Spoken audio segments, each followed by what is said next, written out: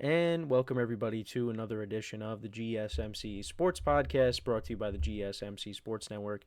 As always, I'm your host, Kenneth Grunfelder, and it's great to have you guys here on this Wednesday, February 26th. We have a lot to cover on the show today. Before I get into that, just want to remind you guys, as always, to tip or donate and get your comments recognized. Make sure to hit that super chat button in the chat if you want to see me acknowledge any thought or comment you may have throughout the live broadcast. It makes the show more lively, more entertaining between myself, the host, and you guys, the viewers. We appreciate you guys' viewership each and every day, so any contribution you can make to the show means the world to us as we put out content for you guys each and every day. And also, the other way to help out the show is by going to the link at the bottom of the show segment on the ticker, GSMCPodcast.net. That is GSMCPodcast.net. So, let's get into what we are going to discuss for today. So, we are going to start off the show. We are going to talk about the reports that Travis Kelce will indeed return for his 13th season with the Chiefs, and we will talk about the impact of that. Brett Veach, the general manager, spoke to the media, with all the combine stuff underway. And yeah, Kelce, it seems like he is going to come back, so we are going to talk about that. We will also get into talking about, in the second part of the show, Luka facing off against his former team. Got a triple-double last night. Lakers get the win over the Mavericks. We will get into that in the second part of the show. We'll talk about, in the third part of the show, the Mets' pitching woes, as they have a couple of injuries to their starting rotation, what they could possibly do to address that. Maybe they have to go out and make a trade, or maybe they're just going to have to, deal with what they have and hope guys step up. So we'll talk about that. We'll also get into talking about the MVP odds for both the American League and the National League, who has the best odds to win MVP for this upcoming season. Baseball is a little over a month. Opening day is a little bit over a month before we get started there. So really excited about that. And then in the final part of the show, we will get into another season overview, and today we will be talking about the Washington Commanders. So, let's get into the first topic, which is talking about Travis Kelce. So, it has been reported that he is going to come back for his 13th season. Kelce is fired up for his 13th season, as I was reading. And also, Brett Veach spoke on it. And this is what he said at the Combine. So, yeah, where they left it off, they had a conversation. He said, we left it as he'd be back, and we're excited to get him back and get him going. And then also Andy Reid talked about it as well. I think it'll all work out, but I'm big on that. I'm big on stepping away. I mean, Trav is positive. There's no negative to it, but step back and get yourself away from it. You just think clearer. We obviously hope he's coming back. He's been positive in that direction. We'll cross all that here next week or so. Now, I was trying to look into it more and see if there was a possibility that would he take a pay cut, because he is going to make, a big chunk of change next season. And I think the way Travis Kelce is trending, he's not the same tight end that we once saw.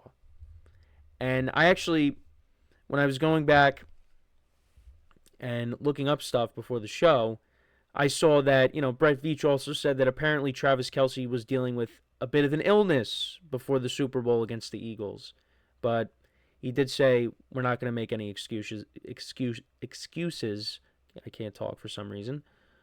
But that's something that he was dealing with, and it really wouldn't have made a difference. But listen, if you're on the field, you're healthy enough to play. So he was playing, and honestly, even a healthy Travis Kelce, if he wasn't sick, it really wouldn't have mattered, because the Eagles just dominated. But, that happens, though. Losing team or losing individual. Because I remember the Pacquiao-Mayweather fight. And, it came out that Pacquiao had a torn rotator cuff before the fight. And it's like, oh, well, that's why he lost. Well, you agreed to the fight. You were in the ring. You lost. So it kind of looks like it was an excuse. That's how it comes off for individuals when you have things come out like this. But, I mean, even in the Super Bowl, I mean, Kelce just looked slow, and on certain plays, like he's trying to help, block for Patrick Mahomes, and guys are just blowing right by him. Now, do I think Kelce is completely washed where he's going to bring nothing to the table? Absolutely not. I do think there is still some juice left, but I don't think on a consistent basis. We saw last year Noah Gray was getting more involved. He was. I mean, how many touchdowns? I think he might have had more touchdowns than Kelce last year. And, you got some other guys. Xavier Worthy had a big performance in the Super Bowl. You're expecting Rashee Rice back. I would think they're going to go out and get another receiver.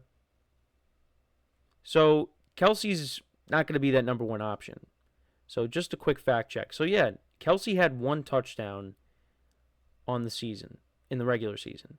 And Noah Gray, this is the postseason. So in the regular season, that's not what I wanted to see. So Kelce had 3 touchdowns in the regular season, so 4 in total. And Noah Gray had 5 touchdowns. So, he got more involved, and I would expect it to be kind of the same going into 2025. But like I said, they're probably going to add another pass catcher, I would imagine. Rashee Rice is coming back. Xavier Worthy, towards the end of the year and then into the postseason, he played really well. Actually, and I think I saw that they're looking to bring back Marquise Brown, so that could be who they end up bringing in. So your receiving core will basically be set for next year. And yeah, Kelce, I think could still produce, but I don't expect it to be on a regular basis. I think what we saw this year is basically what we're gonna see from here on out.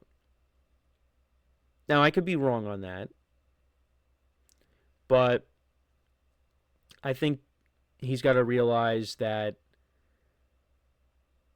he's not the same player. And it's hard. It's hard to do that. It's hard to realize that you're nearing the end. But he said it himself. He's going to play till the wheels fall off. So, and I might have made a couple of jokes about that on previous shows. Saying, well, the way the Super Bowl went, it looked like that's what happened or close to it. But I think to help the Chiefs, pay cut definitely should be in order. There's no question. But we'll see what happens. The Chiefs are still going to be a very good team next year. They got to go out and they got to improve this offensive line. I think, maybe draft a running back to pair with Isaiah Pacheco. Because, I mean, that Super Bowl, they got exposed. They got exposed. The fact that the Eagles didn't blitz at all, and they were able to get that kind of pressure on Mahomes, that showed us a lot. And they tried. Like I said, you had Kelce trying to block, and you had Juju try to block as well to help, and it just did not work. Nothing worked. But, Kelce, I guess, we'll see how it goes next season. I was going to say, he could be... I mean, he's still going to get a lot of attention on the field, but he might just be a decoy. And these other receivers and these other weapons are, going to be more of a factor. But, maybe I'm wrong. Maybe this was just a down year for him, and then somehow next year he has a big year, better than this one. But I don't know. It's kind of tough to feel this way,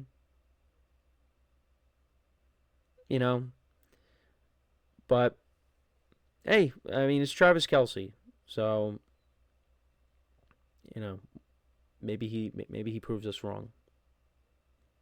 But that's kind of my thoughts on it. I think, it's a positive for the Chiefs, but at the same time, I don't think this is, prime Travis Kelce that's, playing ball next year. So how much is he really helping you? I mean, he did have over 800 yards receiving. I mean, that's still, that's not, what we're accustomed to seeing out of Kelce, but it's not like he had, it's not like he had what Noah Gray had, because I was looking at the, receiving yard stats. Noah Gray had, 437. Now, if Kelce had that number and Noah Gray had what Kelce had, then I would say, all right, well, that's a little bit of a problem. But I think we're gonna get what we got out of Kelce from 2024 into 2025. That's what we're gonna get. But let me know what you guys think about the news of Kelce coming back. What does it mean for the Chiefs? Let me know in the comments. Like I said, he wants to play till the wheels fall off. And when you have a loss like this in the Super Bowl that was as demoralizing as it was, yeah, you're gonna have second thoughts. But like I just read the quote from Andy Reid, take some time off, get your mind right, and make sure that, whatever decision you make is the right decision. And he wants to keep playing, and the Chiefs want him back.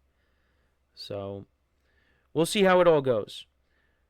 Now, we are going to take our first break, and then when we come back, we will talk about the Lakers-Mavericks game from last night. Luka facing off against his former team for the first time since the blockbuster trade. So we will get into all of that when we come back. So with that being said, stick around, and we'll be right back here on the GSMC Sports Podcast.